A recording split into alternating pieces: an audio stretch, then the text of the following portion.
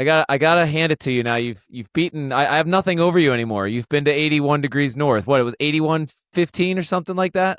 Yeah, it looks like I'm going to go even higher. I've got to take an alternative route to get into the sort of drop down into the heart of the Northern Sea route, the Lac Sea. So it looks like I might be at 81, like 30 or 40, just to get around that top of Damn. that island. Yeah, it's up there a ways. So how excited are you to be where you are right now? Just generally. Yeah. Yeah, it's good. I mean, it was really nice being north of 80. I was up there for several days, north of Svalbard. That was really cool. And being near the ice and nice weather, of course. I wouldn't have been up there if the weather was bad.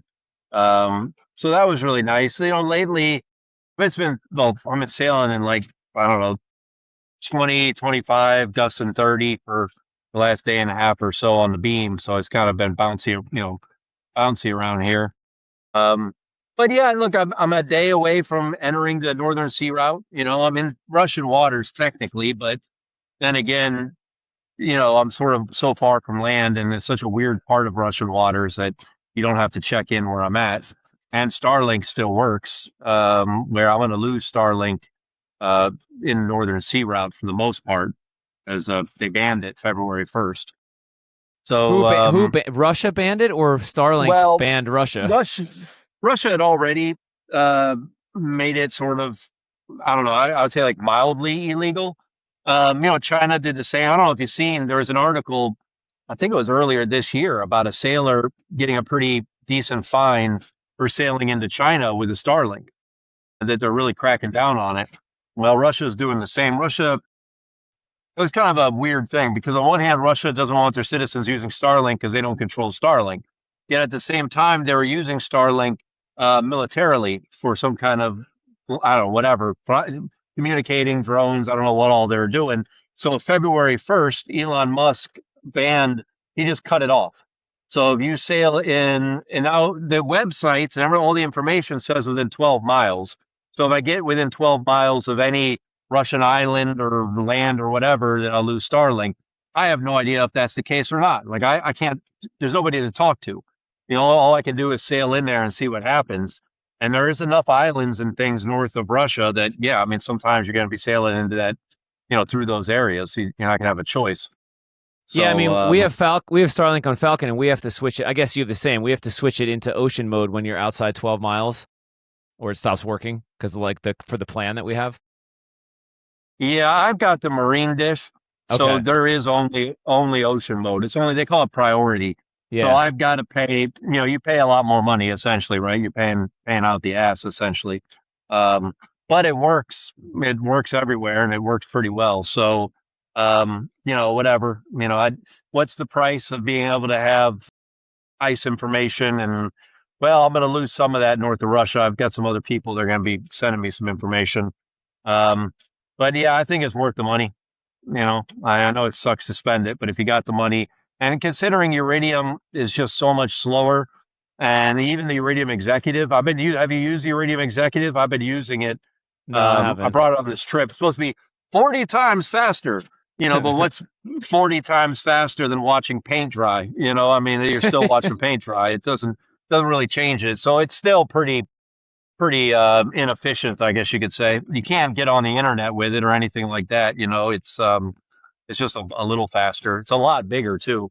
So, anyways, I have that because that's going to be what I have to use. You got to check in with Moscow every 24 hours once you enter the Northern Sea route, and it's illegal not to. So I've got to have a way to communicate with them. Plus, I need to have some ice information. I mean, it's a bad ice year above Russia this year. It's weird because it's one of the lowest ice, ice amounts or whatever on record in the Arctic. Where we have record lows in a lot of places. And if you look above Svalbard and above Franz Josef Land, particularly Franz Josef Land next to it, you can get up to like 83, and some places damn near 84 on a damn fiberglass boat. Like it's really receded. And that's why there's this passage opening up on the other side of this series of islands that I'm going to try to take. That's why I got to go up to, 81 plus, 81 and a half or whatever to get over the top of them. And because normally that would be impossible. Normally the ice is right up against those islands. So We'll see what happens. I'm gonna do a quick screen share thing here. I think this is gonna work because I've got your tracker pulled up here just to where you're at. So I'll come back to this, but so you're basically you're pretty far from land right now, and you're going above this. What is this island's called? Like, can you see this? This island's called Yeah. Zamoya or That's something. Nova Zembla. Yeah, I always call yeah. it Nova Zembla, but there is no B in it. But yeah, it's Nova Zembla. I think it just means new land in Russian, essentially. And And then if where are you you look, there's are this you island. headed? Yeah. Okay. Sorry. Go You ahead. see those? Yeah. See those islands kind of in the middle These two that like go on their way own up here. north. Yeah. No, the big ones to the right of them. Okay. Yeah. So Yeah. keep. Yeah. I got to go over the top of those islands and then down the east side. Damn. So yeah, because there's a giant chunk of ice blocking the bottom. So those is Kolchevitz Island is the top one, which means junior member of the Communist Party under the age of 16. And then south of that is October Revolution Island, and with 1917, obviously. And south of that is Bolshevik Island. So normally you would go south of Bolshevik Island. You'd go south of the third one on the bottom. But there's such a giant chunk of ice there, which is highly abnormal, that there's no way to get through. So they're the only way is to go over the top of that Kolchevitz and then down the east side of October Revolution and Bolshevik into the Laptev Sea, which is that area, that sort of the area in the middle of your screen there. Yeah. Um, And then do you go so north of these other islands further east or south of them, or do I you not know will if yet? I can. I will if I can. There's a lot of shoaling around there. I mean, I was looking at the chart. Man, it's like 30 feet in some places north. There's basically it's uncharted north of those islands. Okay. There's a section of it, and it looks pretty shallow. So, I mean, if the weather is good and the ice, right now you couldn't. Right now there's ice over there too. But the general lane is to go underneath of those near the coast, and it's going to be more to do with the ice than it is with me. I don't know what in the world that is. Well, these are these islands. Now you're getting into Bering Strait here, and Alaska. I just wanted to see kind of Okay. the big picture, how where you are. So you Mia asked us this morning. You're not even really amongst any ice yet. I know you went way up north and got up to the pack ice, but you're basically still in open water, right? Yeah, I can still sleep. Yeah. So You can sit down below and do no. this. Yeah, exactly. I'm laying laying on the bed, so to speak, with my sleeping bag on me. So I mean, it's not the warmest place up here, as you can imagine. What happened back here where this little big backwards traverse in your track? Oh, that was me being hove to for 60 hours. 60 There was a hours. big, yeah, there's a big ass. Well, it's a combination of things. First off, there was a big low pressure system, and like that whole area, basically I was on the top of it, but from there all the way down to sort of the north coast of Russia there, and Norway or whatever, that was just a massive low, and it was a beautiful low. I mean, it was this perfect circle. But it was a pretty tight, circle. So, in other words, it was blowing like a son of a bitch. And it was easier for me to heave to up there where it's only blowing like 20, 25 knots than obviously continuing on and winding up in strong. Plus, it was headwinds. Well, I was gonna say if So, you're in a low, you're on the top of that low. It's spinning counterclockwise, so you've got dead headwinds, I guess. yeah, that's why I got pushed that way. Yeah. So, I mean, I was pointing north. You can't tell at the line. I was hove to, so my bow was pointing north, but I was getting leeway, shoving me downwind essentially. So also the ice needs more time to melt.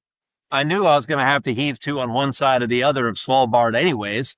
So it wasn't like some surprise that I was going to have to heave to. It was just more of a surprise. Was just this big sort of storm developed, and so yeah, I just stayed on the north side of it and slept. And, it wasn't a big deal. Just ate and slept and read a book and just generally relaxed. Yeah, I mean that's got to be a relief in one way, other than not making any progress. So this is interesting. I'm down here in the Stockholm Archipelago, basically right in this little nook. So we're in a similar longitude now. I was curious because you and I were trying to set a time for this. Are you like, what are you doing with your clocks? Are you do you keep ship's time, and are you changing time zones, or how do you keep time? Well, right now I've changed everything over to U.S. time just to make sure I didn't screw up this interview I got after you.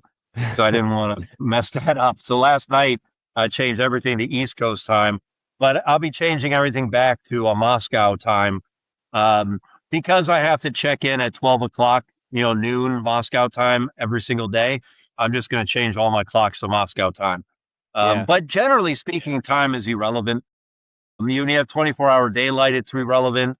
You can blow through a degree of longitude up here, in no time at all. So I don't know exactly what it is here. I remember the Northwest Passage around 75 ish, it being like a degree of longitude every 16 miles, roughly.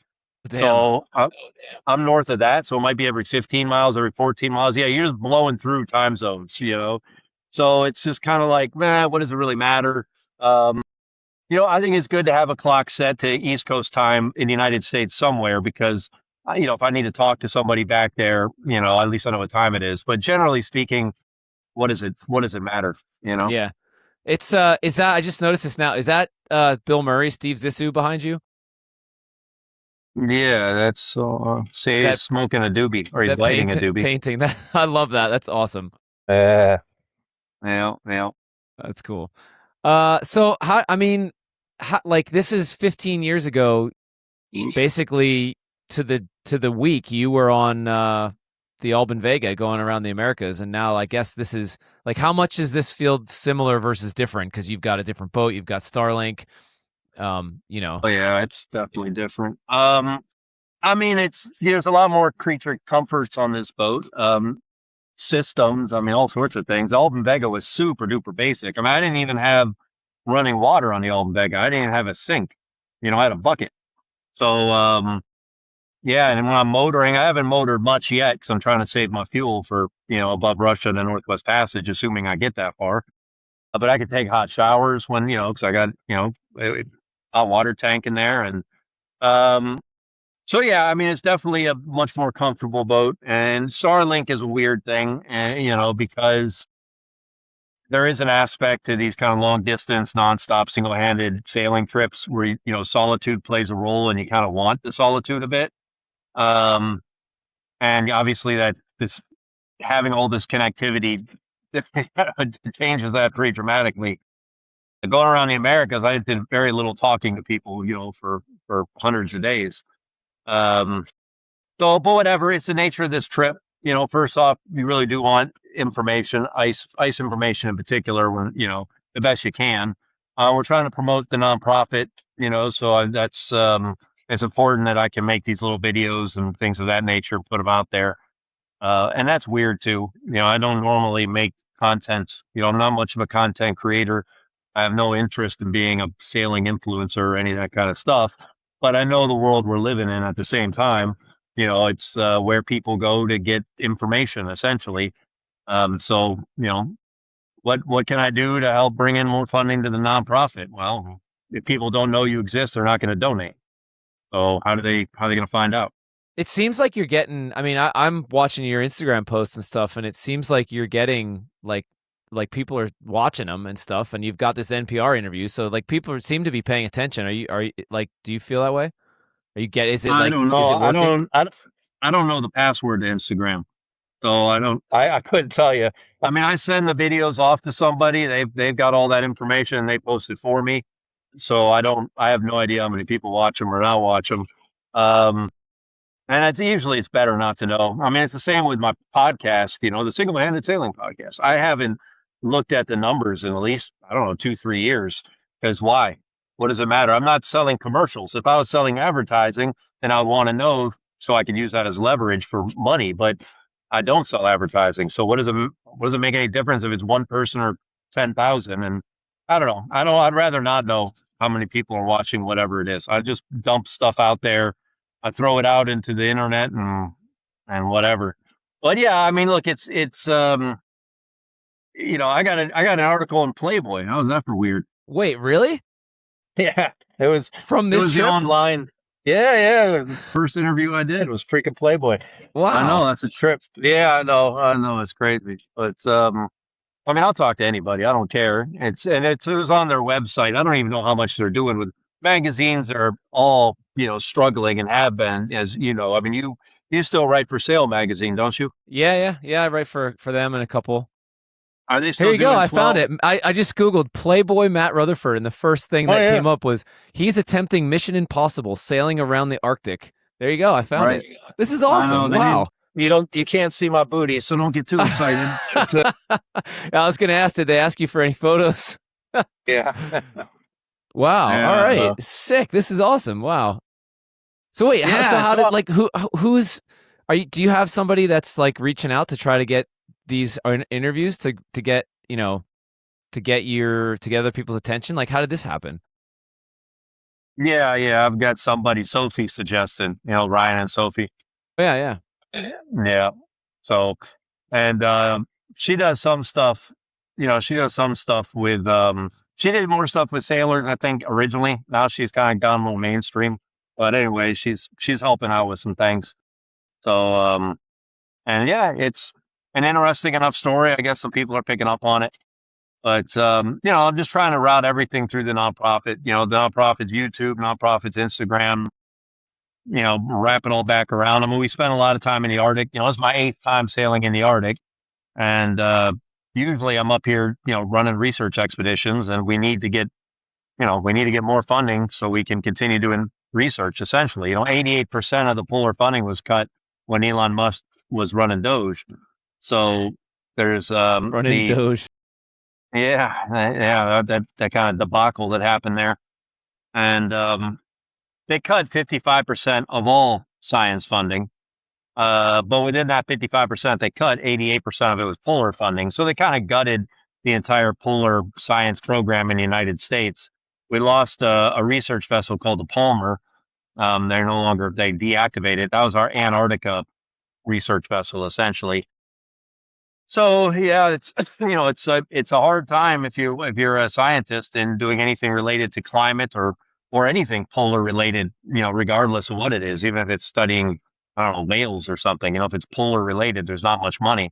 We don't get government funding in the organization, but still, it affects everybody. And scientists are going to Europe, because they're offering them better funding and job opportunities.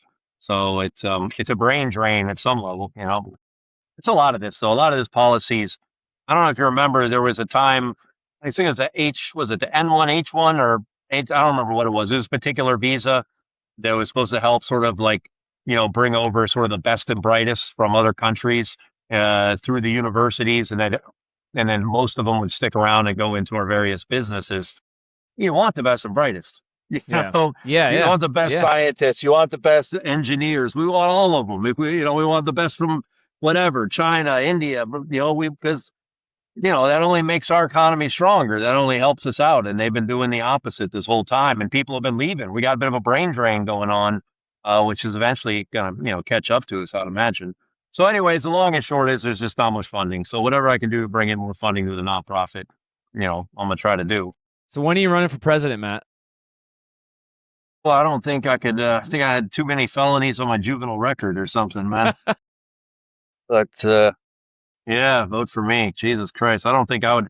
I'd lose my mind. You couldn't sail at least 4 years. You'd be sitting in a White House with half the country hating you. Look how much Tom Harkins started sailing after he got out of it. Yeah, well, I mean, he couldn't do much. I mean, that is a busy. I mean, I would park a boat in the backyard and work on it. I'd have a Cadillac in the front yard on cinder blocks, and I'd have a freaking sailboat in the backyard, half torn apart under a tarp or something. Be out there Hell working yeah. on it. So, Matt for president. Let's start it right now. Here we go. Matt for oh president. yeah, Matt 2028. yeah. Um so all right, back to reality. It feels like how is everything working? Like you put a lot of effort into the boat. I saw last time you were on the podcast was in Annapolis before you'd left.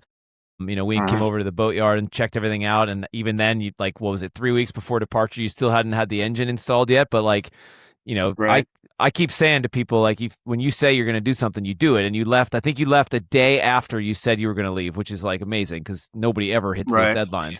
But anyway, how's everything Yeah. working? Is everything going to plan? Like, what's gone well? What's gone bad? Yeah. What are you worried about? Um, I mean, with boats, it's sometimes you feel like you're lucky if 24 hours goes by and something hasn't broken somewhere. It's and there is that realization or reality or whatever that at any moment anything could happen. Like I could be sitting here right now and in 5 minutes something crazy could break, right? And potentially derail the whole trip or put me in a dangerous situation or whatever it is. But I would say in general, things are going really well. I had essentially a 2,800-mile shakedown cruise from Annapolis up to Asiat, Greenland. And I did find quite a few various problems, mostly smaller things. Like what? Give me a couple Um, examples. let's see here. Ugh. Well, the biggest initial thing, which I find same with Trip Around the Americas or whatever, is you find chafe. So like you'll be like, this line needs to be rerouted, that line needs to be rerouted, this block isn't working quite right. And so like my furler line almost chafed through completely just trying to get to Lunenburg, you Yeah. know. So, that sort of that stuff. And chafe is still a thing. Like I had to replace my first reef line. I don't know what it was, 10 days ago maybe or something, because it was starting to chafe. Even though I have all new shivs in the boom, I replaced all the shivs. But it's just I was using it a lot. I mean, I was on that first reef quite a bit because there's wind, trying to get up around Iceland or whatever.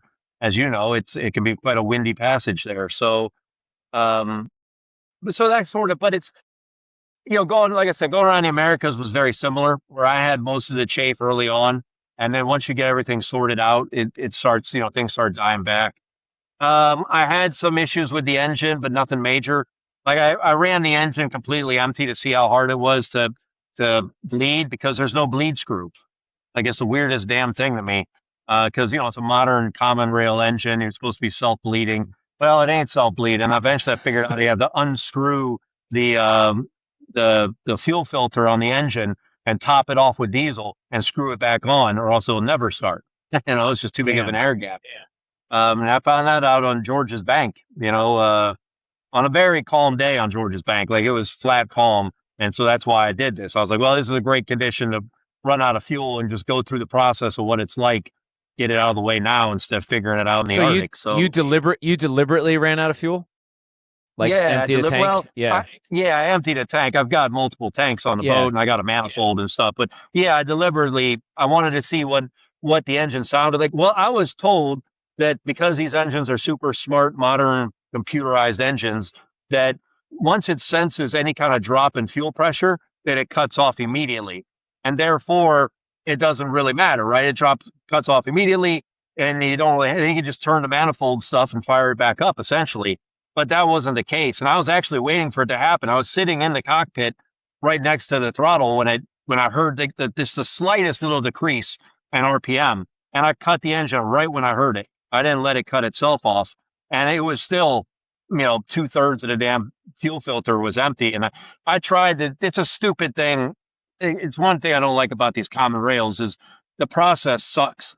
You have to like turn the panel on and turn it off. It was like 10 times for 30 seconds each time to let the little manual, the little electric pump go. And then you try it, it doesn't work. And, it was like, it went on for like an hour. And I did that whole repetition multiple times. And then eventually I was like, well, fuck, I need to go do something. So I started, looking for a bleed screw that didn't exist. And then eventually the fuel filter. So, but that's not a problem. That's more like a learning curve than anything else. Um, let's see here. I haven't had a lot of issues, I guess. Yeah, knock on wood. That's Um, good.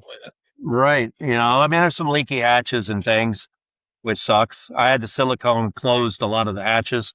Yeah. Um, but it's the Arctic. It's not like you're putting a lot of I left the hatch, I can get the hatch open above the galley and the one in the bathroom. And those are the only two hatches that open. I had a hatch break actually, in Lunenburg. The forward hatch cracked pretty bad. Damn. And, yeah, I was we got new sails in Lunenburg. There's that little sail maker, one of the last places that makes sails by hand, Yeah, yeah. in the She country. made the canvas on Ice Bear when we had Ice Bear up there, like the Dodger and the Bimini and stuff. It's a Yeah, they cool do a great place. job. She does Yeah, this. for She did sure. this. I think she does the sails for Blue Nose, the big, the big old traditional schooner up there. I mean, they're great. They're 10.5 ounce. All the sails are 10.5 ounce. So everything is heavy duty. They're not light wind sails, but whatever. They're great in a blow essentially. And this rig is really good at a blow in general, being a catch rig and all the rest. But um, What do you have up the right now? Like you're sailing right now as we speak, right? What do you have up now? yeah, it's blowing. It's only blowing 20, but it's gusting up. It's kind of fluky, gusty stuff.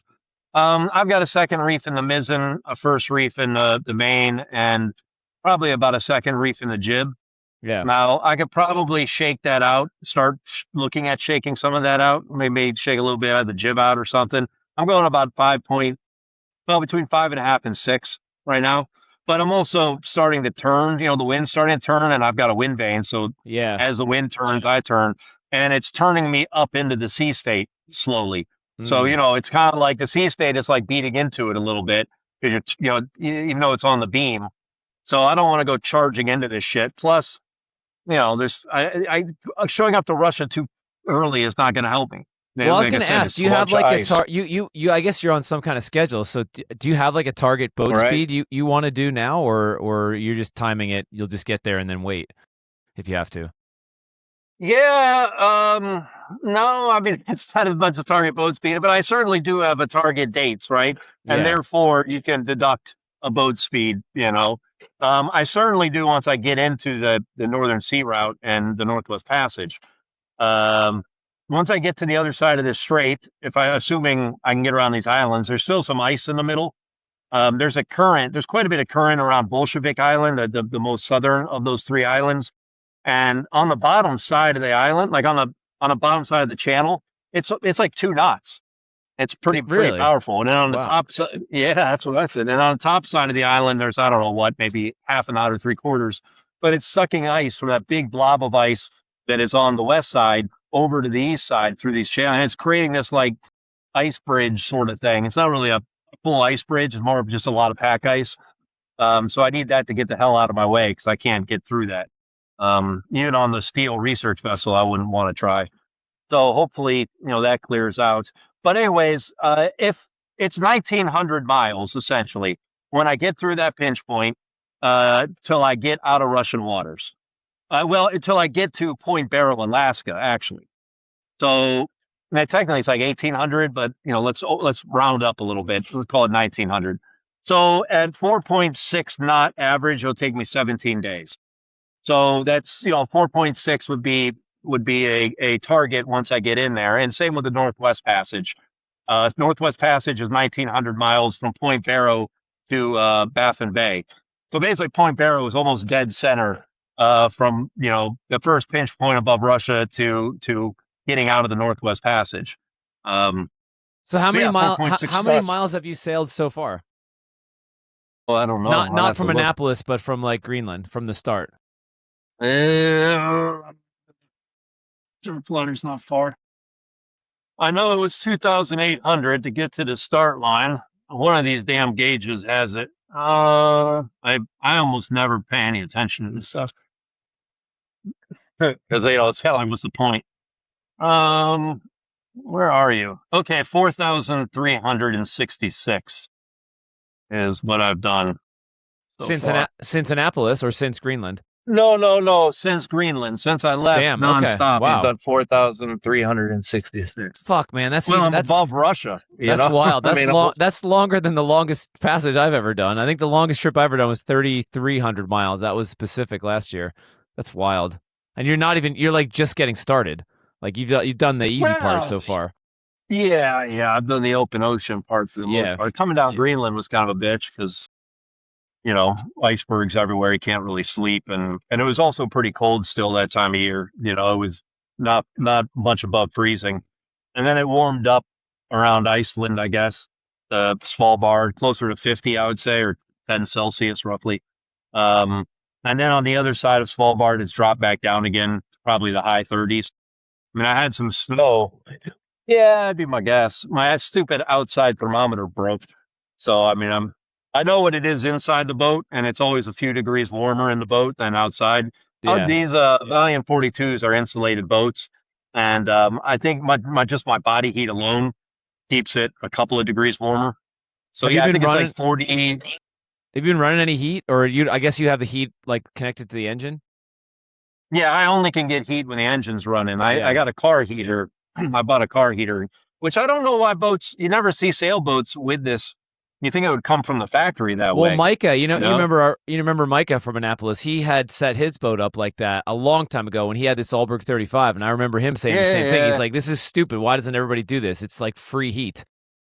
He might have been the one that inspired me to do it. I don't remember. I remember him doing that. I remember that boat, and I remember him showing me that. Yeah. Because I did the same thing on on the first research vessel. Okay. Yeah. So anytime we're motoring, I can heat we had a pilot house on that, and we could get that boat up into the mid 60s. If you're motoring long enough, and up in the Arctic, up in Greenland. So um, yeah, I don't know. It doesn't. It costs like $180 to buy this thing. It's not that for a boat. It's not that expensive. Yeah. You run a Right. couple of hoses, and the duct work can be a bitch. So in this case, I just left the ducts loose, and they're in like a little cubby thing, and I just pull them out and put them wherever I want. They're probably about 20 feet long each, so which is good. Like if I want to take a shower, I want to dry out the head afterwards. I put them in the head and it dries it out. Or sometimes I put it in there before I shower to warm it up before I have to get Listen, naked in there. listen to you, man. You're getting so soft. You're talking about I know. showering now. You didn't have any of that shit on the Vega. I What have the hell? showers, man. Well, I got a whole shower room on the research vessel with a sauna in it. So, but Hell yeah. I can also run them up into my little enclosure. So, when you're in around ice, you kind of live in that enclosure. You're not hanging out inside much. You come in here and make food and shit like that. But I sleep in there. I'm always there, or most of the time I'm there. So, and that was the first week of that trip coming down Greenland. I was like living in the under the enclosure, and it's just a small little thing. It's just big enough for one person. Yeah. And I can't lay down 100% flat. Like I got to bend my knees a little. It's not quite long enough for if I was about 5'8", it'd probably be long enough. Luckily, I'm not 6'4". That would really suck.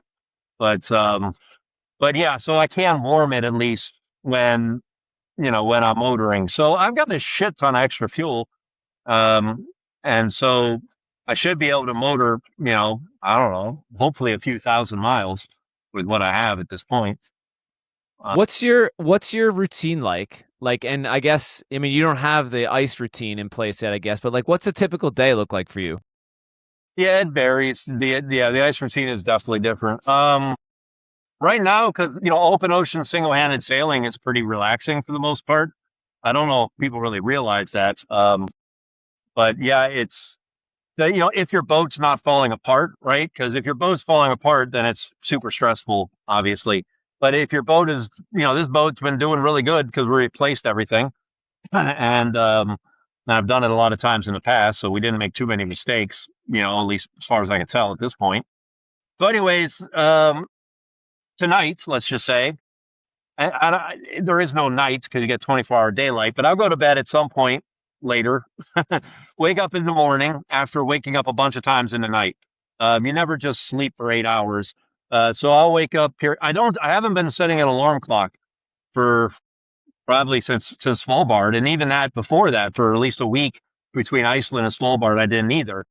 But usually I will. On that, that's because there's so little traffic up here. There's like I'm in the middle of nowhere. Like there's very little shipping. There's no ice. There's nothing to run into up here. So and I got a good AIS. The AIS has been working great. Um, and I've got proximity alarms and all that kind of stuff. So, anyways, you wake up periodically. You check in the chart plotter to make sure the wind didn't do something weird. Because you're with a wind vane. If the wind changes direction, you change direction. You might have to go outside and make adjustments to the wind vane, although I've got it dialed in pretty good at this point. I was screwing up earlier.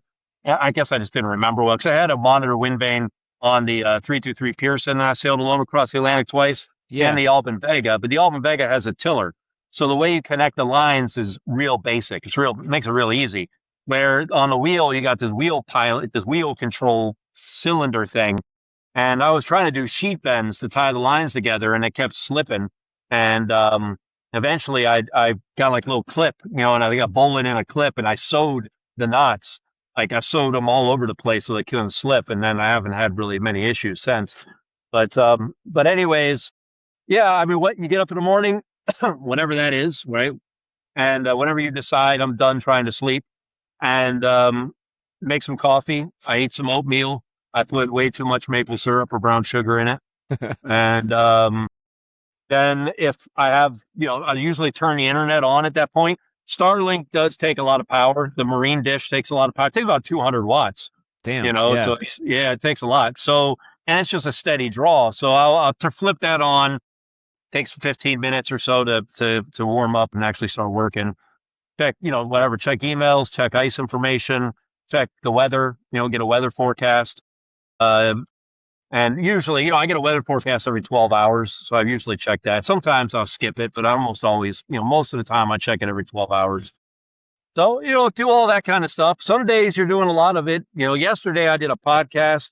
I made a video, my podcast. I made a video for YouTube, showing like the route and where I was at. I don't know if you got to see that, but I gave a lot more information about, I had a lot of like maps in there with routes and ice, like ice maps, trying to show people what's going on with that.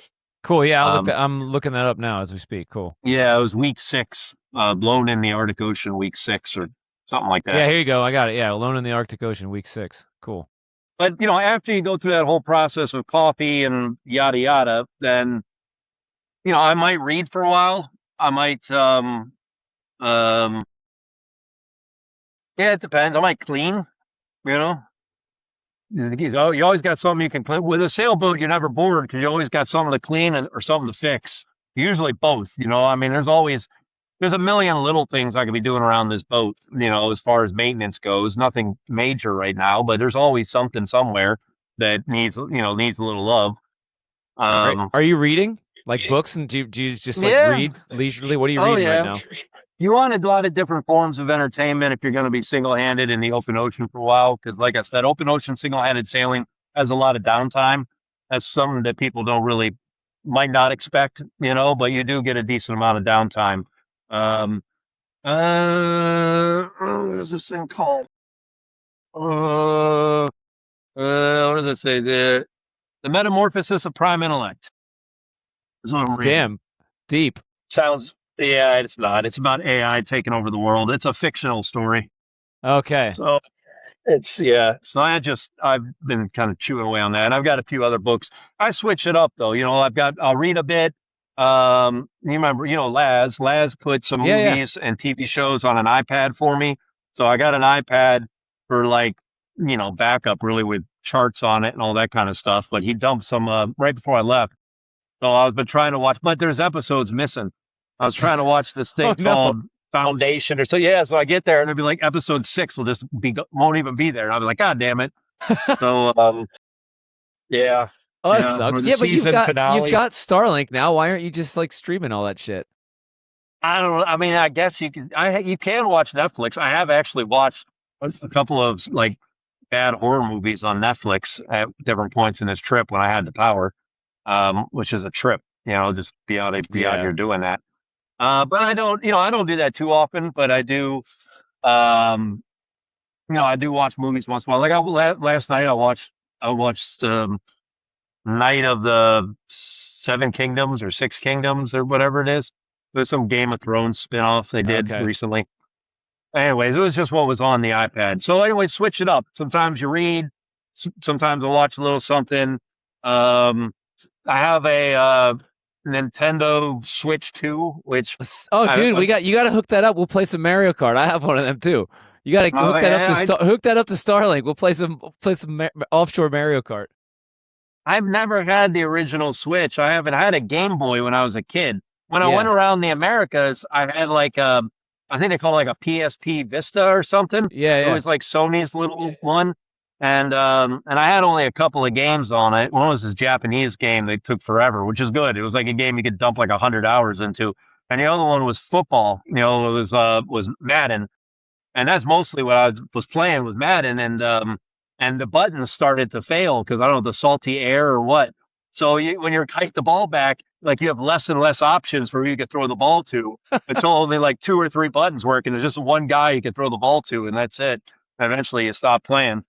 But I tried to get into I haven't been able to really get into the Switch. Although it's got Cyberpunk 2077 on it, and that's like an open world game that takes forever. Um, but I dabble with it a bit. I'll just sell it when I get back. I just got it. Basically, you just want to have lots of different forms of entertainment. So, primarily I'm reading books and stuff like that, but I do other things, switch it up.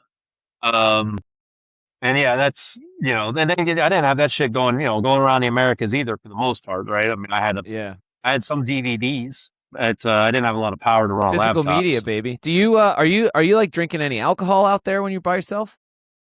Yeah, yeah, of course. What's your preference?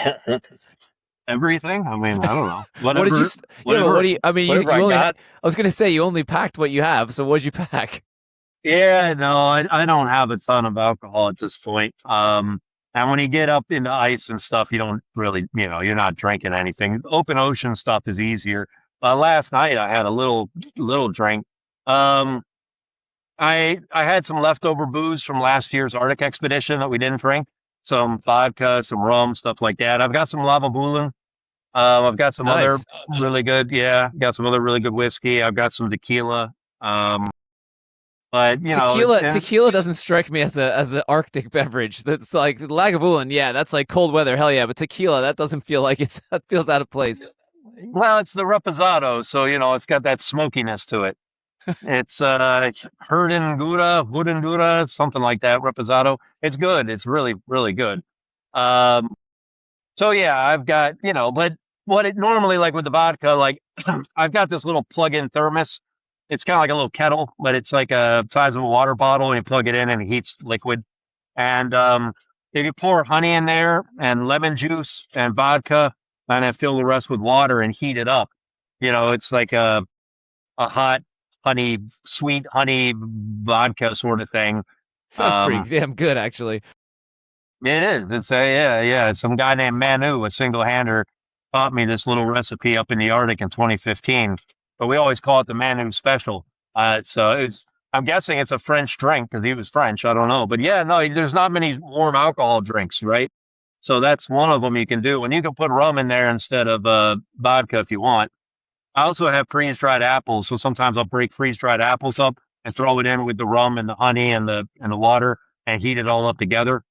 Damn, that sounds That's really kind of good. nice. Nice. Yeah, I yeah. might have to try Well, that it's this might have to try that this week on Anchor. I'm doing a trip on Spica just out here in the archipelago, so it's just day sailing, and we basically so I've got crew coming on Sunday, and the last time we did this, it's basically like there's a bunch of saunas out in the archipelago that anybody can just use. They're like maintained by this place called Stiftelsen. It's like they maintain the islands in the archipelago that are publicly owned, and you just show up at this sauna and they've got like wood all split there for you. You fire it up and you just hang out at the sauna and it's freaking so cool. Take your beer in there. It's really good. You yeah, no, that sounds good. sail from sauna to sauna. No, that sounds very Scandinavian. It is very Scandinavian. Very Scandinavian. Yeah, well, that would be great. Yeah, fuck, I could use the sauna probably right about. You wouldn't want to smell me if you wouldn't want to be in the You sauna when I walk in that thing. you just told me you got a heated shower now, man. Why aren't you showering? Yeah, but I haven't been running my engine because of Uh saving my fuel. So I barely ever run my engine because I need as much. Once I actually get moving, I'll be able to start doing that. But yeah, I mean, when it's cold, it's not that big of a deal, no, yeah. But you change your underwear and your socks. That's about it. That's That's it. about the only thing that gets changed around here. Well, I change my hoodie once a week. Um, but yeah, I'm pretty rough.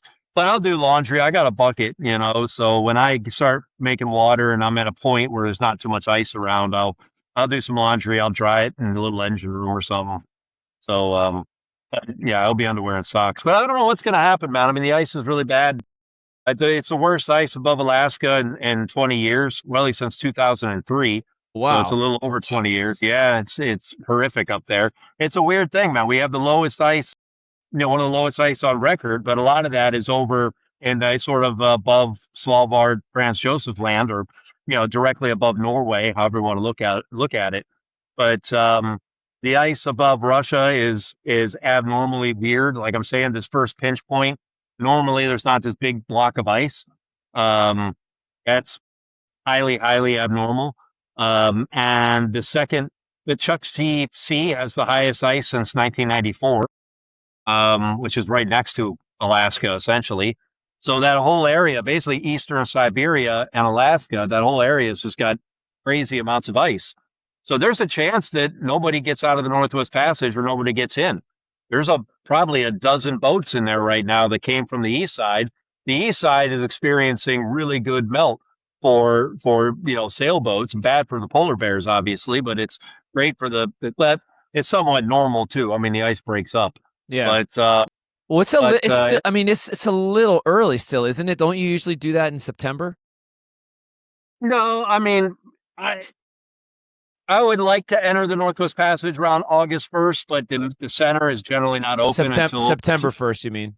Or are you well, saying August 1st? Do you mean August 1st. if you're going Yeah, the other August way? 1st. Yeah. Okay. If I'm coming in, yeah, if I'm coming in from the east, because I usually come in, this is the first time I've ever come in from the west. Yeah. So, but you're getting, it basically starts freezing back over October 1st. So you kind of want to be in the Northwest Passage at some point, like mid-August. Generally speaking, is when the center opens. I say between the 15th and the 21st is when sort of the part where Franklin was crushed. It's sort of like that's sort of the center of it. He picked a bad place, but yeah, he could have went around where Amundsen went. It would have been fine. He just picked the wrong side of an island. And see if he went left instead of right, he probably would have made it through. The next year. But anyways, fate, of course, how'd you know? Um, there's a bunch of boats there though that might find that the exit is closed, and I don't think anybody is going to make it through the direction I'm going unless they're willing to do what I'm doing, which is nonstop. If you want to go in the Northwest Passage, actually see some like landmarks, which makes total sense, then you're not going to want to go in there in September because then Yeah. you run out of time. If I don't get past Point Barrow by the 10th of September, I've got to bail because I'm going to run out of time to get through the passage before it freezes. And if it freezes, then what? Well, I You was going know, to ask you that. Like, do you have like bailout point? Do you have certain points oh along the yeah, way where you can bail? And I mean, there must be a point yeah. where you can't bail, right? Like, are there any places where you could legit get stuck? Well, there's only two places you can bail. So, which is basically where I'm at now, Yeah. give or take 500 miles. But essentially, before I drop down those islands, if I'm not through that first pinch point by really the 20th, 21st, let's call it the 21st, then I have to turn around and go back to either Greenland or Annapolis or whatever. We'll see. Am I going to try to do this again next year? If so, maybe make sense to go back to Greenland and hold the boat out in Asiat because then it's at the start line. Um, or am I not? Then I just bring the boat back to Annapolis. But Do you have like like a checklist or a set of criteria where you're like, if I don't meet these criteria, I'm bailing, or is it entirely going to be like the vibe when you get there? no, it's the yeah, and it's just time. It's time capitulation, right? It's not. It's 100%. You run out of time. You run out of time. Yeah. So that it's like I don't know. They say that with climbing Mount Everest. Like there's a certain amount of time you got to get up to the top and back down from the fourth base camp. Yeah, well, that's what And even if you, that's in the back of my head. That was like the comparison. It's like, and some people push that, and they're the ones that fuck themselves yeah, up. everyone's a get fucked. So lose their fingers, toes, or die on the mountain. So no, I mean you got to set solid dates where it's like, look, if this ain't open by this time, I am out of time. And if I'm out of time, I'm out of time, and whatever. I don't control the ice, and I don't control the weather, right? So now the weather usually I can deal with one way or another. Ice, you can't, right? First off, this is a fiberglass boat. Second off, the Titanic was made of steel. It didn't help the Titanic. So it's just ice. Pack ice is a totally different animal than icebergs. And, it will crush you, kill you, shipwreck you. It do all sorts of terrible things. It goes on for hundreds of miles, millions and millions of pounds of pack ice. You just can't, there's no way you can fight it. So, yeah, I've got roughly, like I said, the first pinch point, 21st is the absolute deadline. If I can't get there by the 21st, through it, really, if I can't get through it by the 21st, then I got to turn around and go back. There is a chance I go through it in the second pinch point over by Wrangel Island on the eastern side. That's also, you can't get in there right now. It's full of ice or out or whatever. there's a chance that that doesn't open. Kind of got to turn around, go all the way back through the northern sea route the way I came, and then go back. Well, I And was that gonna would say, suck. like, at some point like, isn't there a risk that at some point you can't go forward or backwards if you get through the first pinch point and then something happens and the ice closes in or whatever? Like, or is that do you see that as less Yeah, of a risk? I mean, theoretically, less of a risk, but yes, theoretically, um, both sides could shut on you, but it's less of a risk because I'm entering it at the very beginning of the sort of the melt season, right? Yeah, So the chances are that um, it's only going to open up more as you get into like the peak melt is really the first to second week of September.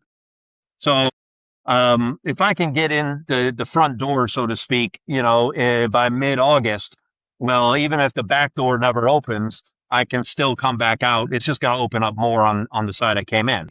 I see. So, Okay. and then the second bailout is the Bering Sea. Yeah, So if I can't get past Point Barrow by the 10th of September, and I really would like to be going past it by the 5th or something like that, then I'm out of time. And I don't know where you bail exactly. I mean, you got options, obviously. You go south. You can either keep the boat in southern Alaska. I could try to bring it, I don't know, down to the Panama Canal and have a really weird circumnavigation, you know, and but it would be a while, then you got to beat into those easterlies in the freaking Caribbean, to get from Panama back to whatever, the Bahamas and America and all that kind of stuff. Um, so I don't know. We just take it, one day at a time. But like I said, it's the worst ice in 20 years above Alaska right now. Like there is no route, like dramatically worse than usual. So now they had 80 degrees in the Arctic plain in Alaska like 2 days ago. yeah, And but it doesn't mean it's all just going to melt. So I don't, that's controlled a lot by wind direction. yeah. So when you get like northerly winds, you get a lot of northerly winds that bring cold air, and the southerly winds bring warm air. And usually in the summertime, the winds switch to a more dominant southerly direction, and then it just brings that warm air up, helps melt the ice. But for whatever reason, the wind direction has stayed northerly for the most part, and that's why we have all this ice is because there's just been this trend of cold northerly wind as opposed to the southerly, and it's just hasn't been, it's been cold. It's been cold up there. That's I mean, So it's weird that we have the same thing here in Sweden. It's been a relatively cold summer, particularly like all the news is the heat waves in Europe and stuff in southern Europe. But up here, I mean, it's much colder than it was last year. It hasn't gotten into the 70s at all, hardly out in the archipelago anyway. Inland, it's a little warmer, but like where we've been sailing, it's been a lot of northerly wind, and the water's colder than usual, and it's been chillier. So that's interesting. yeah, they think it might have something to do with the El Nino, but Mm. I don't know. The El Nino is still developing. The El Nino has a bigger effect in the fall and in the winter than in the summer. But I have heard some of that because I know that Scandinavia was a bit colder uh, than usual, and then that first pinch point above Russia has way more ice than it usually does. Um, so yeah, it's United States also has all that crazy amount of heat waves and so on. But yeah, it's a weird one, man. It's a weird one. We're getting record breaking heat in lots of places. Record lows or near record lows of ice, but other places it's worse than it's been in a long, long time. So Are it's you stressed out about any of this? I mean, stress ain't gonna help nothing really. So I'm look, ice is extremely dangerous. Sea ice is. You don't want to go charging into it in any kind of weather. You have to accept the fact. It's like the guy who turns around on Mount Everest within sight of the top. You got to accept the fact that, dude, if you can't do it, you can't do it. Like for instance, if I got to drop anchor, I'm trying to do it nonstop. I don't even have my anchor is sitting right next to me. I can almost touch my anchor sitting here. It's on top of the boxes. I moved all that. The chain got all the weight off the front of the boat, but I should probably put it back when I get in the Northern Sea route, just in case. I don't Yeah. want to drop anchor, but if I do, I do it. If I do, it's not a nonstop trip. I'm not I going was to be one gonna of those say we all people. we all know that if you drop your anchor in your mind, Yeah, it's no dude. It's longer no, yeah. nonstop. Of course, it's not. Like it's the stupidest thing ever. But people drop anchor and say it's nonstop. Well, whatever. I didn't go to land, man. What the fuck does that matter?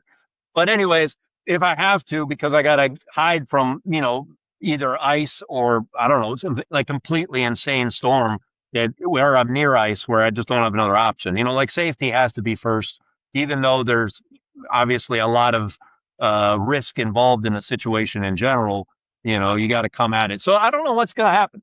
If and I've been saying that since the very beginning. I mean, if the ice opens up and I can slip through these pinch points, then I will. And if I can do it in the amount of time and with the right weather conditions, right? Because you also need the right weather conditions.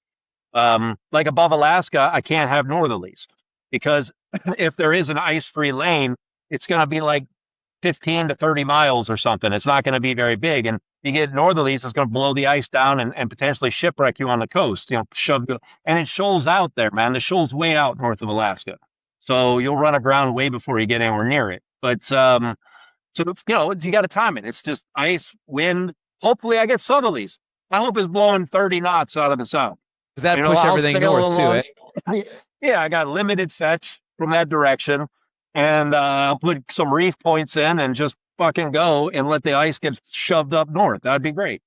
So there's but look, who knows? I don't know what's going to happen, and if it presents itself, then I'm ready to do it. Right? If the ice gets out of my damn way, or I can find a way through it, or whatever under the right conditions, I got a shit ton of fuel right here. I got 365 gallons. Like I can motor for 3,000 miles basically, so let's go, But I but mean, that uncertainty is like the whole point for you, right? Like you probably wouldn't do it if you knew it was possible. Isn't that literally the point of why you do what you do, stuff like this? I mean, look, I would much rather it be a year where these pinch points are opening up beautifully. And I'm just like, oh, well, whatever. I got plenty of room here.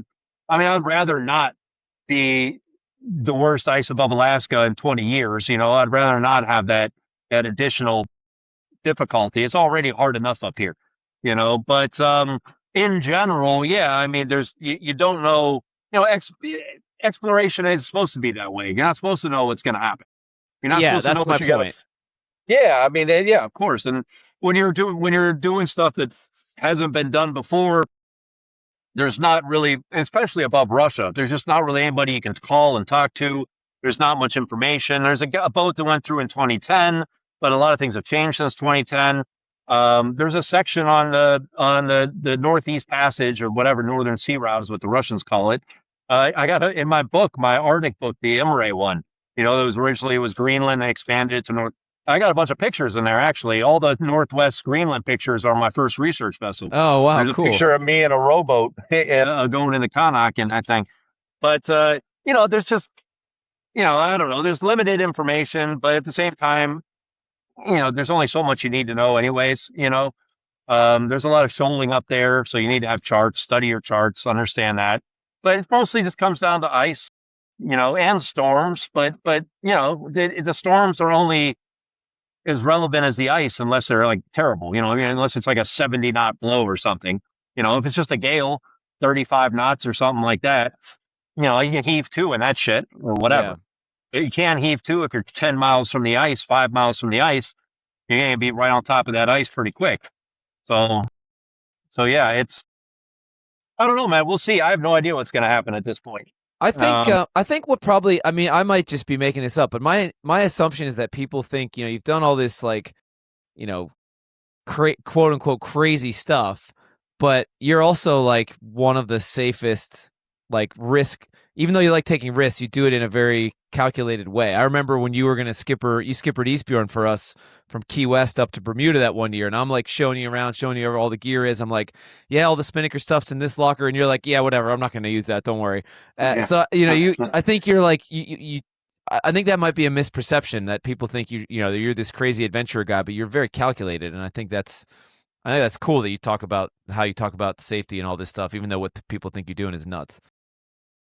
Yeah, it's a combination. I mean, that's how you succeed doing crazy stuff, right? I mean, it's you gotta be conservative in your day to day, even though the overall plan is not conservative. It's kind of crazy. So, but stay in the middle, man. That's the I'm used to uncharted waters at some level, and a decent amount of this is either poorly charted or some of it's uncharted. This northern sea route. But I mean, I'm in fjords in Greenland all the time that are uncharted, so that's just kind of like we map uncharted fjords. I mean, we've done like 10 of them at this point. So it's not. I'm kind of used to sailing that way, and but stay in the middle, man. Try to keep as much distance from land and the ice. If you got land here and ice here, and it's 30 miles apart, go right down the middle. And if you got two islands and you don't understand the depths necessarily, go in the middle. Generally speaking, if you stay the maximum distance that you can from land or ice or whatever, usually it's deep enough. Not always, but usually it is. So Have you allowed yourself to like reflect at all and just enjoy the fact that you're back to sea by yourself? Like I know how much you enjoy the solo stuff, and it's been 15 years. So like, have you taken the time to be like, yeah, this is fucking awesome. I'm right where I want to be. yeah, particularly earlier on, I would say. Um, Probably between Iceland and Svalbard. Once things calmed down a bit, once I got around Iceland, things started calming down a bit. And I was able to rest more and kind of relax more and all that. But yeah, no, it's nice to be, back in the ocean. Like I said, open ocean single handed sailing is pretty. I don't want to call it easy, but I mean, compared to this other stuff, it is. Compared to the ice stuff and all the rest. Um, so yeah, it is really nice. It is, it's definitely different than running a research vessel with 6, 7, 8 crew. Um, but yeah, I'm appreciating it while I got it, and having the downtime and being able to read a book or watch a show or whatever it is, and get a good sleep and just sort of have a relaxing day and all that is much appreciated. So Yeah. And you said you're like what, a day away from entering Russian waters, and then you're gonna have to start paying more attention, or how's that gonna work? Have you have you yeah, have you well, had any contact with Russia since they issued the permits? oh yeah. Okay. I talked to the one guy almost every day. Are they Um, generally friendly and like helpful? oh yeah, super friendly, super helpful. See, you're So going to be running for president, man. International diplomacy right here. You're flying the flag. You're bringing the two countries together. well, yeah, I think they probably need a little bit of a administrative change. We probably need a little administrative change too, by the way. I mean, so whatever, but yeah, no, I mean these guys have been great, super nice, but it's abnormal for them also. There's multiple boats. There's 4 boats that have a permit this year, Wow. and all of them are single handed.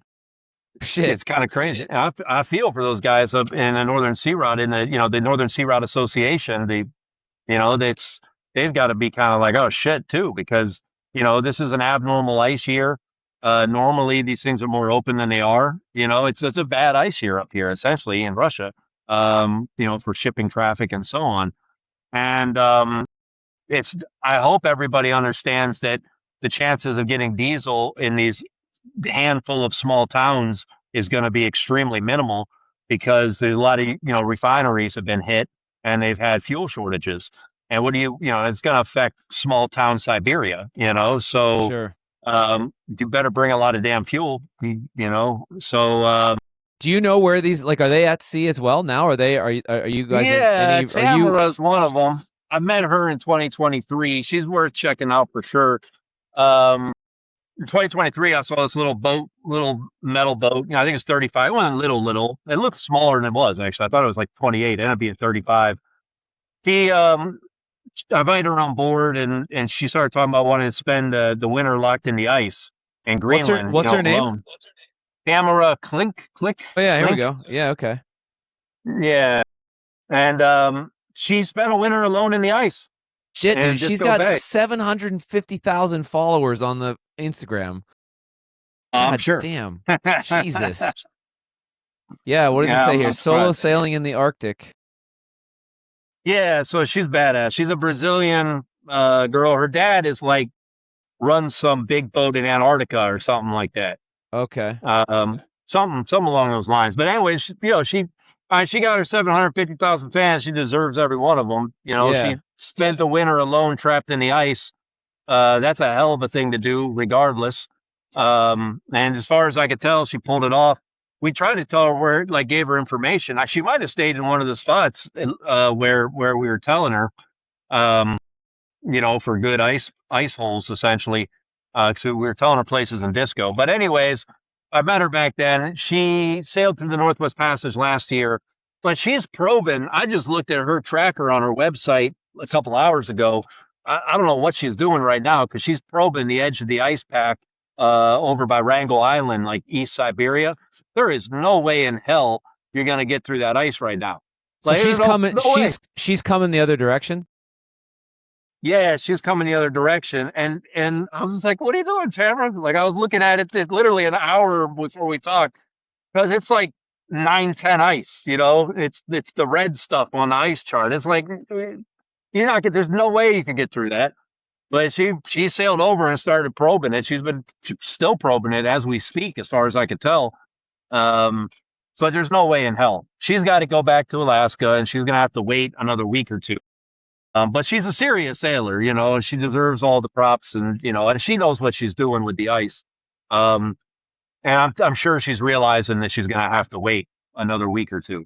Yeah, I'm looking at her tracker right now. She's like going 3 knots due north, sort of right smack in the middle, like right due north of the Bering Sea, the Bering Yeah, what Strait. you can't see in that, what you can't see is just to the left of that of where a boat is a giant bunch of massive, horrible pack ice. Yeah, It's you need an icebreaker to get through there right now. damn. It's not even remotely possible. Um, so I don't know what she's doing over there, but I mean, she probably got antsy in Nome, is what I'm guessing. I think she was in Nome for a little bit, and more power to her. Like if the weather is good, it doesn't hurt to go over there and probe at it. Yeah, It's not none hurt anything. Go for it. And there's a place over by Point Hope where I think you can. She has a centerboard, so I think you can get in there if you got shallow draft and it's nice like lagoon. So my guess is you probably head over to Point Hope and hang out there for a week or two, and then give it another shot. But there's no way to get through. Ella is trying to do it this year. She made it yeah, through the Northwest Passage last year. She wants to be the first person to sail around single handed. We'll see what happens with that because Tamara technically could also. Tamara gets through there before she does and gets back to her start line. I mean, but Tamara says she doesn't want to screw up Ella's thing and she doesn't really care about the record. So maybe she would stop short just because her and Ella were kind of like buddy boats last year in the Northwest Passage. So they know each other. And but it doesn't sound like they're doing buddy boat thing this year. And then Harry Anderson's coming through the direction I'm coming through. He's 76 years old and single handed. And I hope when I'm 76 I can freaking sail alone through Russia. I mean, I have a hard time doing it right now, I mean, so he's got like an Allures 40 or yeah. something, Cool. Yeah. Centerboard also, which can be helpful in some of these shallow areas. Is he near you now? Are you ahead of him, behind him? Where's he at relative to you? He's in Norway right now. He's not doing it I'm the only one trying to do it nonstop. Okay. Because I love, I like the nonstop stuff because it changes your mentality. Land becomes your adversary and the ocean becomes your friend. So you don't want anything to do with land. But no, he stopped. So he's in Norway, hanging out somewhere near Hammer something.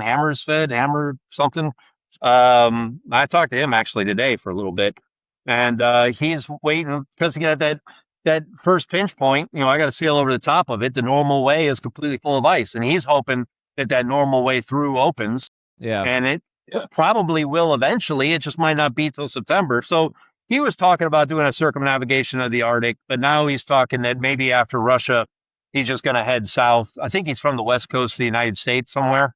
So he said, but maybe just going back, and he's like, I'll probably be just done sailing in the Arctic.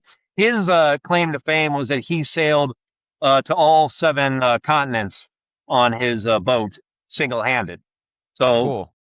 yeah, but the Arctic, he was saying, enough of it was trade wind stuff downwind. And he was like, man, he got his ass kicked. He had to stop in Iceland because his autopilot was failing. He doesn't have a wind vane, and he got it fixed. But he got some bad weather from Iceland over. He got hit by something by Norway, some gales and headwinds and 35 knot headwinds, or I don't know, some stuff.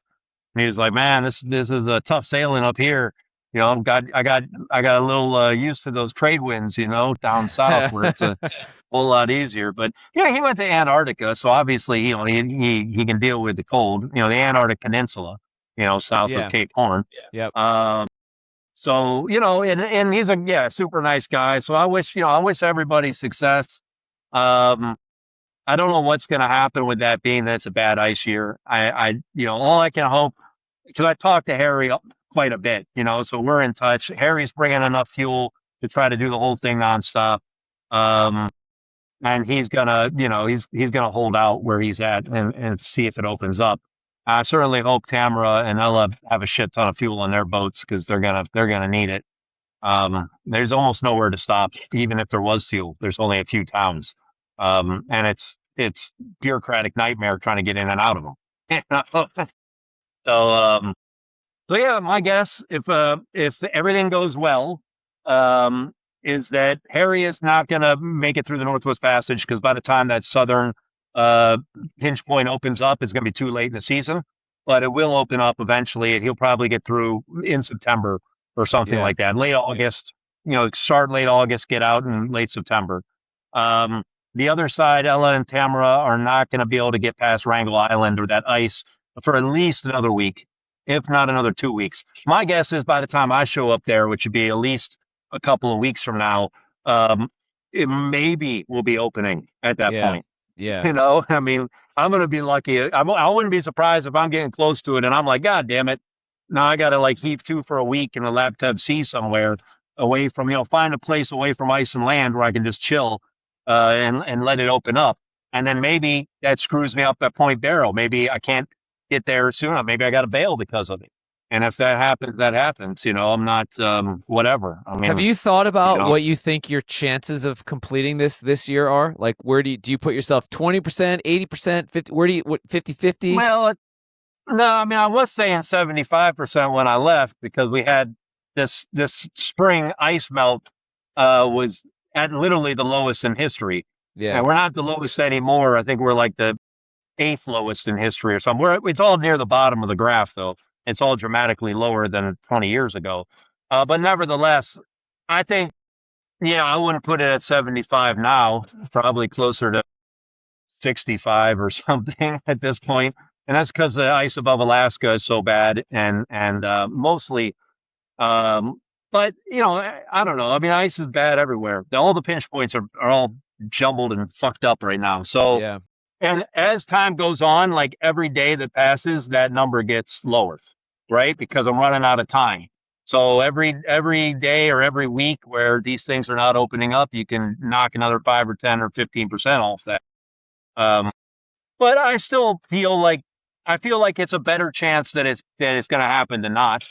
Um, it's going to be challenging getting through this first pinch point. Um, there is a decent amount of pack ice in the middle of it, and I need to get out of my way. I can't do it right now, but I got like a week before I get there, right? So hopefully by the time I get there, it's that's cleared out. Um, and then yeah, who knows with this Wrangel Island stuff? Like I said, the Chuck GC is the worst since 1994. Yeah. And that's Damn. part of the problem. Yeah. And so it's like, well, and so yeah, I don't know. I don't know what's going to happen, but I do think that by September, peak ice melt above Alaska is like September 7th to 14th, Yeah. and I'll be there right there at that window. That's when I arrive. So if it does open, if it can be done, I'll be perfectly positioned to do it. Yeah. Right? If it can't be done, then it can't be done. Then whatever, I mean, then I got to figure it goes south and deal with the Bering Sea, I guess. And I don't know what I'm going to do, but do something. But What's your deal with? So Mia and I were talking about this at lunch today too, because Adam, it's Adam's boat, and you guys have the right. deal where he's letting you use the boat. Like, what is he just like? Yeah, whatever you need to do. I mean, obviously, he has to be. What's the relationship Yeah, like yeah, with yeah. him? No, Adam is Like, great. what if you end up in Alaska and it's just like, all right, man, here's your boat. It's in Alaska. Well, I'm not gonna just do that. No, I I mean, know, but like, obviously, I'm what is the responsible for arrangement? getting it Yeah, somewhere. yeah, I need to get it. Well, I mean, it's a bit loose in that regard. I mean, he did mention the fact that if something were to carry on over in the next year, he's fine with it. In other words, if whatever that might be, if I do got to go to Alaska and put it on a hard and try to either bring it back a more southern way or through the Northwest Passage, or I don't know, we'll just see what that looks like. Or maybe I sail down to the Panama Canal and just bring it back that way. yeah, Whatever. He's not stressed out about it one way or the other because he's not going to be retired for several years before he can start sailing on it. So so he's kind of fine either way as far as that goes.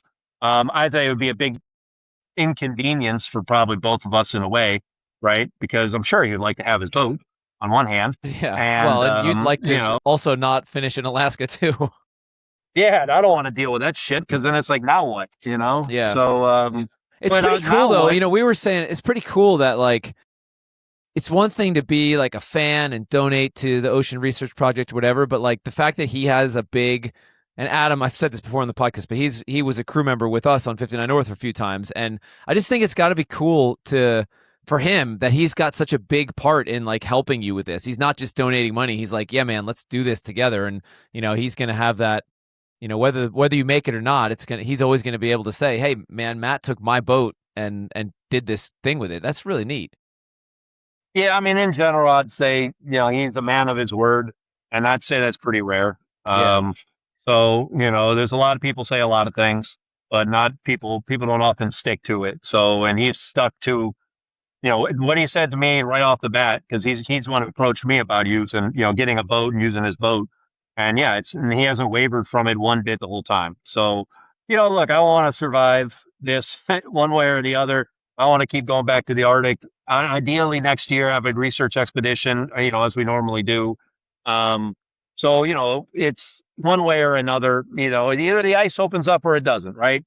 The boat is in great shape. Everything is running well, for all the things that matter outside of little tiny things, a leaky hatch or something, it drips on me, but whatever, like everything is working great. Still got my fuel, still got a ton of fuel. Sales are great. Everything, we changed everything out. So, I'm here. I'm in position. It's the right time, the right place, the right boat, the right everything. I can't say if the ice is going to open or not, but Yeah. but if it does, I'll shoot through. You know, if it When's doesn't, then I won't. when's the next time? So you're going to be on a Starlink blackout for a little while here. So when will that I guess won't open up again until you get to Alaska? Yeah, I really don't know what's going to happen with that. I've been trying to look into it. I thought originally it'd cut off by now. Because what is the parameters that Starlink put in it? They baked it into their update or something like that. Yeah. So at certain longitudes and latitudes it cuts off. But you, as a guy who's too cheap to have the marine plan that I have, because I assume you're trying to save money there doing the non-ocean Well, thing. we don't need it. We don't need it offshore like you do. We're Yeah, not doing well, videos and social media and ice charts and shit. that's true. We still use Right, it, right, but right. Well, you don't even use a damn autopilot. You still make people hand steer. So hell you yeah, probably that's have what that it's little for. coffee grinder, make people hand No, grind their fucking no, coffee we beans. do. We used to have that. We Jesus don't have that Christ. anymore. You might have been the one that finally deep sixed the hand ground coffee. Well, welcome to the modern world here. But um, but when you go 12 miles offshore, that's when you get that message, right? Or Yeah, something like that. yeah, it's 12 And miles. it's Yeah, pretty, and it's religious, right? You can pretty set your accurate. freaking Yeah, watch to it. it's pretty accurate. All Yeah, right. So what I read is that if you get within 12 miles of any Russian territory, including islands or anything, then you lose Starlink. And yeah, if that's true, I also have to talk to the FSB if I get within 12 miles of any Russian land. And there's a whole check-in process for that. It's kind of a bit of a pain because you got to check in, 24 hours ahead of time, 4 hours ahead of time, when you get in there, when you get out of there. And if you're only going through like 6 hours of it, of that 12-mile period, it's a lot of checking in and out. And it's the border guards. It's the FSB is kind of I don't know what, the FBI of Russia or something. I don't want to do that either. yeah, So I have a lot of motivation to stay 13 miles away from all bits of land.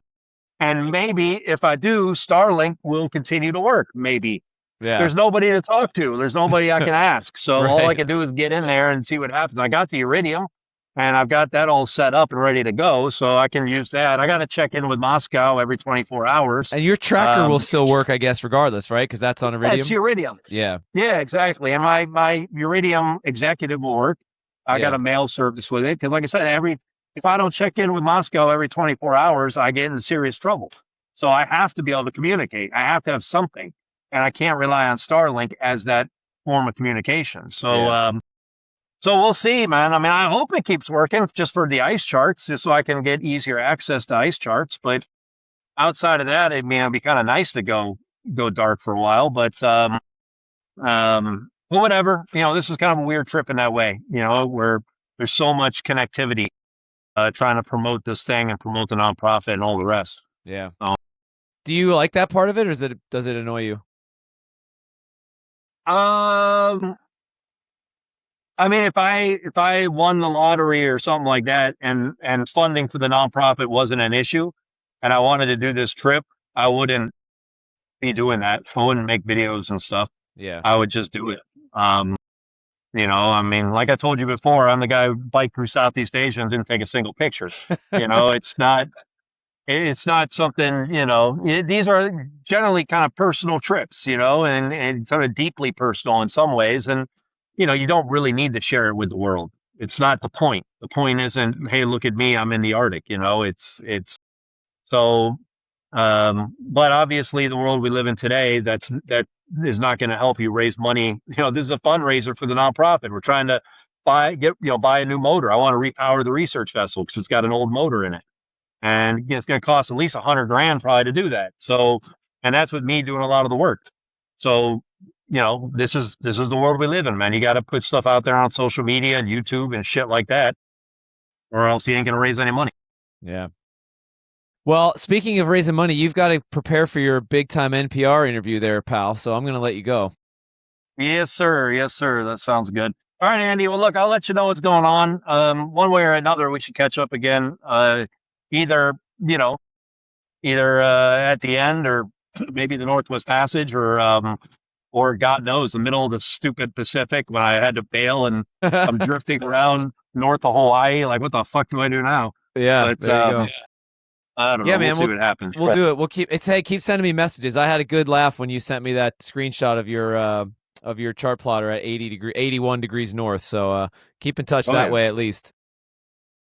Yep. Yep. All right, man. Sounds All right, good. dude. Sail safe. Yep. Yep.